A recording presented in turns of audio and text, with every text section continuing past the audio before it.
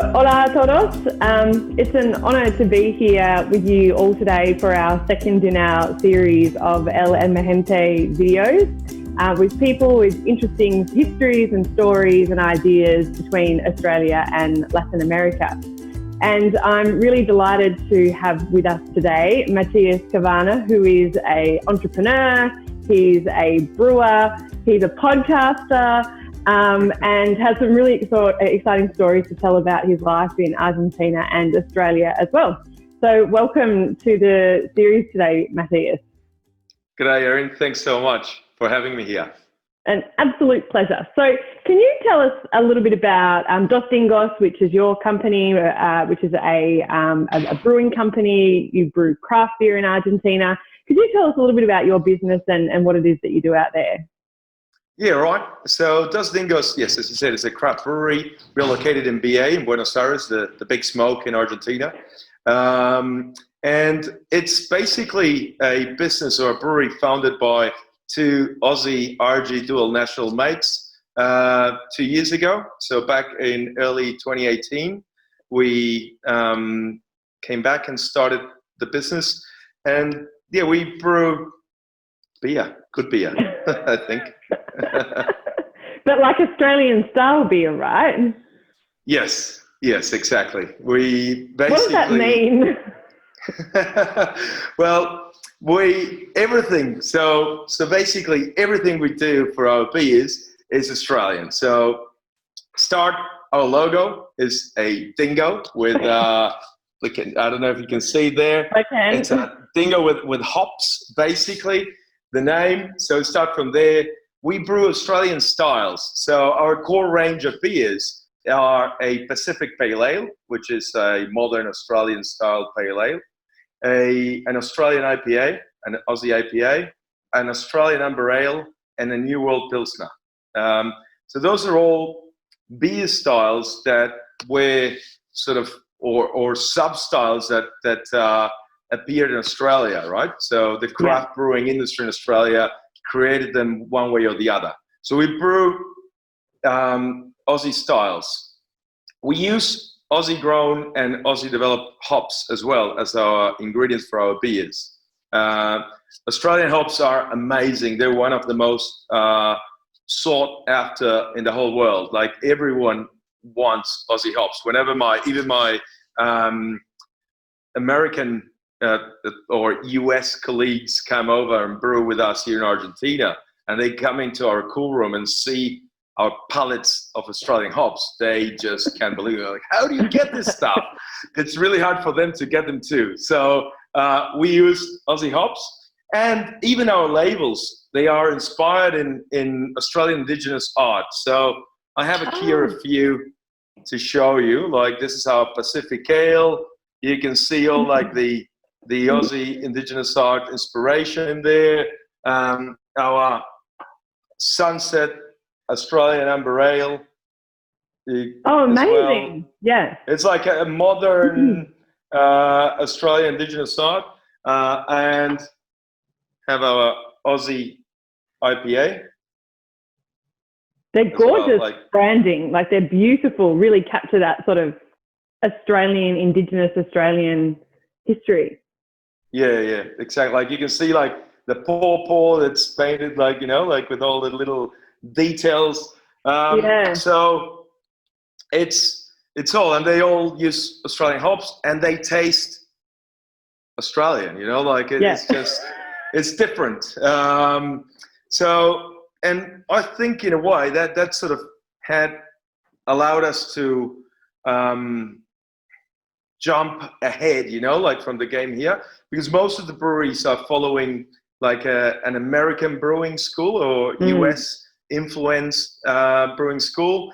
And when we launched back in 2018, we had a fresh and different flavors and more sessionable beers than the ones that were brewed here. And that quickly made us become one of Australia's most recognized craft breweries. That's it. So it's less like having a Budweiser and more like having a, what would you compare it to in Australia if you're familiar with Aussie beers? So more like having a stone and wood, a balta, Okay. a parrot life, a mountain goat. Yeah. Yeah. I love mountain goats. Yeah. Yeah. Can we buy your beer in Australia? Not yet, but hopefully Not soon. yet. We actually had an export going to Australia for Good Beer Week, for the Good Beer Week festival in Melbourne. Yeah. And well, unfortunately, coronavirus happened, and that very different ideas. all the plans. Yeah, we had to pull the pin for that. But anyway, at some point we are hoping to start getting our beer distributed in Australia too. Yeah. And so, and I guess that's the thing, like there's been so much disruption. You mentioned your hops. Is there any issue now getting Australian hops, or is that like you've got? Luckily, the day before the lockdown, our last 2 pallets of hops landed in Argentina. So it was quite lucky, because I don't know how quickly like now we could get them again, and when will that be allowed to happen again in the future? It is true, on the other hand, that we are not really brewing too much at this time because of the like demand plummeted from one day to the other. So, and what before used to be stocked for 1 month now might be for 6 to 8 months. So we are only brewing really special or limited releases beers at the moment, and none of our core range, because we have plenty of it at the moment. But anyway, hopefully that changes. I do know that one of our team members got his hands on some of your beer recently. He was very delighted when he sent us the photos from quarantine. So Mati, how did you get into this? Like, how did you end up brewing beer? Because I stalked you on the internet, and you didn't always brew beer. Like, was it a plan? How did you land here? Well, that's a great question. Well, I'm originally an engineer, right? So I studied engineering at uni, and but I've always been a foodie. So my mum is a chef, and I've been inspired by cooking and ingredients my whole life. And I think moving to Melbourne is what really got me inspired in, like, from the flavors and the craft beer scene in the city. Just from day dot, landed there and was at a brew pub or at a brewery, and every weekend I used to go to a different brewery or even wineries as well. You know, like down the peninsula or the Yarra Valley. But it's just that sort of overload of good food and good produce that is in Melbourne that really inspired me. So, and I don't know if it was by fate. I don't really believe in fate, but like from one way or the other, for one reason or the other, like my career transitioned from being a managing consultant to working as a supply chain manager for Asahi, the Japanese brewery in Australia. And it was just at that time that Mountain Goats and Cricketers Arms were being brought into the group, into the Asahi group. So after a few years, I found myself working more and more and spending more and more time at the breweries and working with the brewers than really sitting down at the office. And I guess Pop's your uncle, you know, like it all evolved from there. It just happened. They sent me to Japan to learn a bit more about brewing. Then I also just spending time at the breweries and the brewers helping me and teaching me, and then we started home brewing with Nico, the other dingo, and so I love it. You even call yourself dingo. You guys are the two dingoes.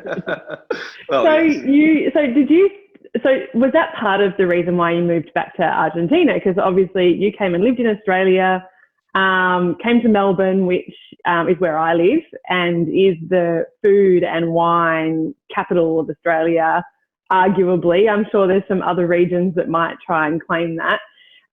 But you're right, like everything about everyday life here is food, it's coffee, it's, you know, we don't function without coffee in this city. So what was the motivation to go back to Buenos Aires? Was it to set up this business, or was it for family, or what was part of your story? So from my point of view, it was 100% to start the business. I really was keen to start my own company and start my own thing. It was something I really wanted to do for a very long time. And when after sort of absorbing all this knowledge and all this experience at the brewing industry in Australia, we realized that we knew quite a bit that we could do something with it, right? And then we started thinking. We did a business plan, and realized we could live out of this. And then we started juggling, where do we do it? In Australia or in Argentina? At that time, we realized that Australia was like 5 to 8 years ahead of Argentina from a brewing or craft brewing industry point of view. So it just made a lot of sense to come to Argentina and be like one of the early settlers of this industry here, and that would allow us to grow more exponentially, I guess. So that was part of the strategy and why we decided to come back to Argentina.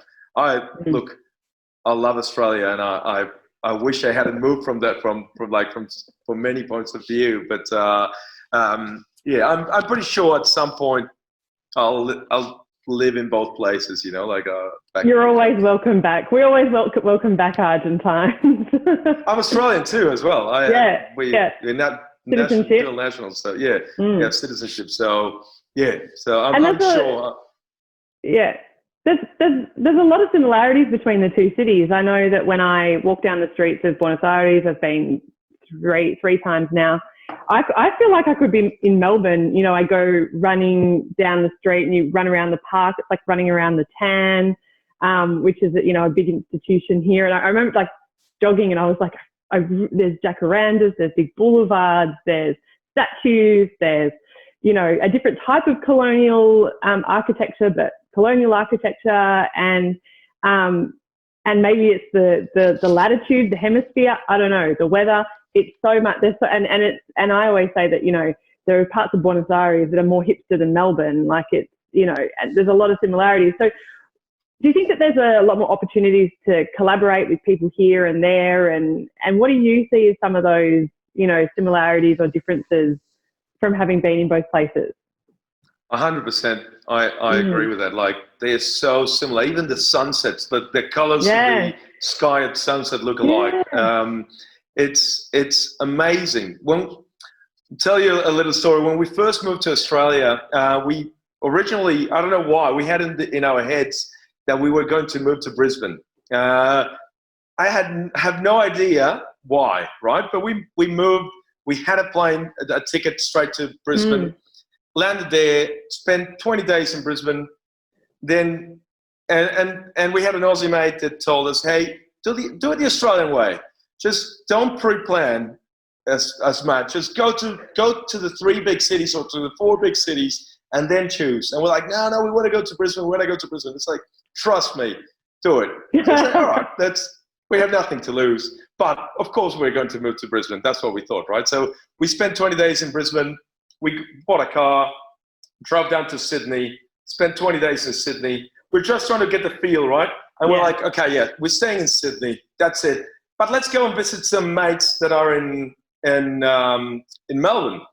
Yeah. So we left all our bags. We applied for an apartment, which we got, left our bags in Sydney and drove down to Melbourne, spent like a couple of weeks in Melbourne. It was like, let's go back, get our bags. And it just felt so much like home. Just that food industry, that passion for coffee, that passion for wine, for beer, just being out, going to the footy. Here it's football, soccer. Over there is the footy.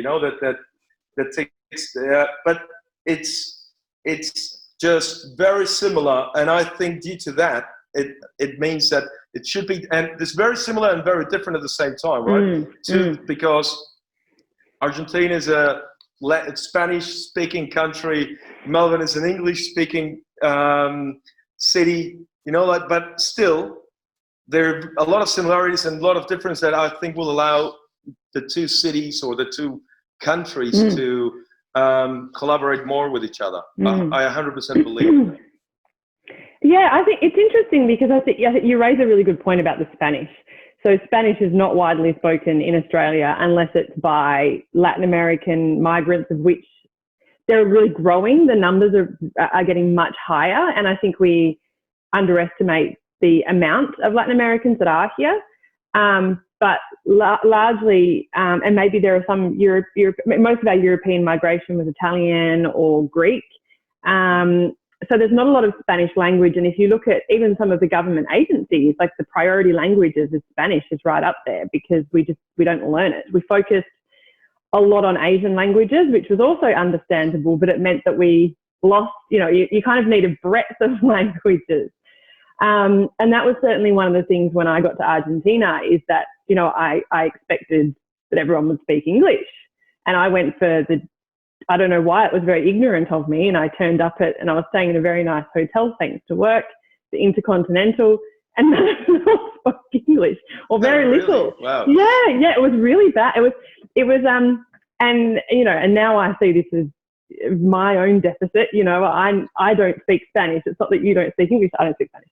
So I've spent a lot of time trying to, estoy aprendiendo español, but it is hard. And I think that that's one of the really big barriers because culturally we're very similar people, but there is a real barrier that once you leave a certain part of Buenos Aires, it's very difficult to get by. I mean, even buying a SIM card was very difficult. I didn't actually even get the SIM card in the end because it was just too hard. So that I think that's a real barrier that we need to overcome. But I am liking this little pop up of Latin American culture as well and I say Latin American because they do tend to lump it all together. So, we talked the other day about Neruda's, one of my local coffee shops. Yeah. We live in a similar area. So there are these little things, popping up around the place as this community grows. And I think that Australians could, this is actually a real untapped region for us. We've looked north at Asia, we've looked at Europe, we look at the US, but there's this region that actually makes a lot of sense to do a lot more work with. But I will say that I know a lot of the Latin Americans do go to Brisbane.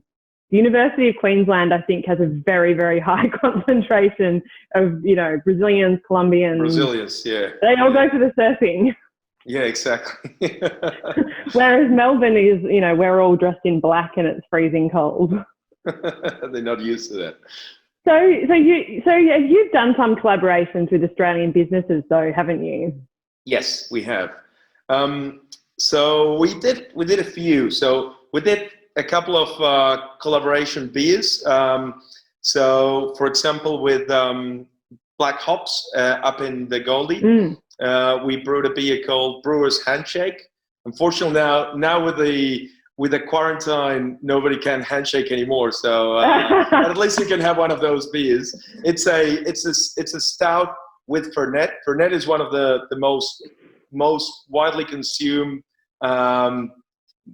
alcohols here in Argentina. Yeah. For whatever reason, because it's Italian originally. It's an Italian aperitif, or a digestive actually. And here, people here love it and mix it with Coke.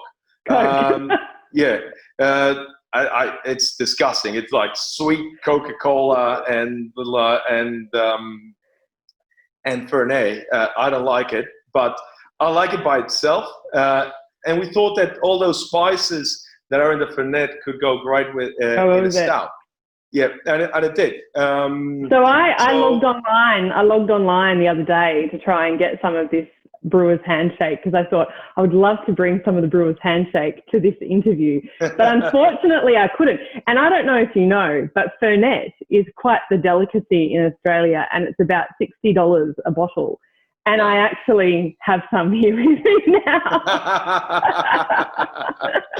which I borrowed from a friend who's French who happened to have a bottle of Fernet in his cupboard. And have you spiked your coffee with it to start the day the Argentine way? start my day at 8 a.m. I'll turn up to work after a few Fernets and see if I still have a job. But I've never tried it before, and I'm not going to drink it at 8 o'clock in the morning. But it's intense. It's really intense. Yeah. So, but this is a real delicacy here. It's not cheap, and I thought Fernet was supposed to be cheap. It's so cheap in Argentina, because that's the one that's probably coming from Italy all the way to Australia. Here they have 2 distilleries where they make it in place. I think, and the cost here would be less than $5 a bottle. Wow. Yeah, it's really cheap. The place you can get this in Melbourne is the big continental Mediterranean wholesalers on Sydney Road that you would know. And but yes, it's Italian. It is Italian. Yeah, that's the made in Italy one. But we also did a few other really interesting collaborations with. There's a mate's brewery there in Melbourne called Bonehead Brewing. So for the last 2 could be weeks, we made an event at the brewery. We made a big asado, an RJ barbecue for about 100 people each year. And we did a brew-off. So each of us brewed a different beer, and the people would come and taste both, and then they would put a little coin in the one that they liked the most, and then we drew the winner. And we made collabs with them every single year. We made that. And also we did I wouldn't call this a collab, but we brewed this beer here in Argentina we collabed with another brewery, and we did a beer for bushfire relief. You did an event, didn't you, as well? Did you do an event? Yeah, which some of our teams came along to.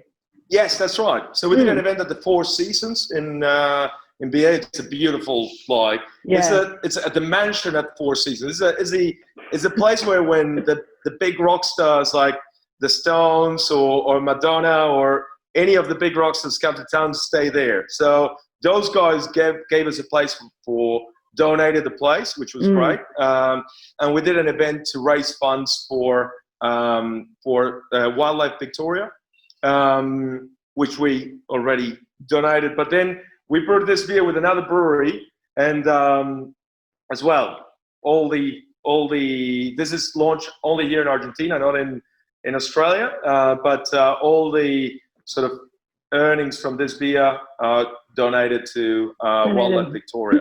So yeah, it's quite a few collabs. And it's cool because you're sort of you're the things that you're doing. It's like they're topical, and they're sort of the big issues. And yeah, I just love how you can use your business to kind of raise awareness with these. Whether it's like the Indigenous art that you've got on your brand, or whether it's raising money for bushfires. I think that's amazing. And and I really look forward to having one of your beers.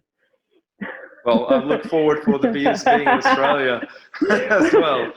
Or I could get on a plane and come to Argentina one day when we can fly again, and I'll bring some hops with me.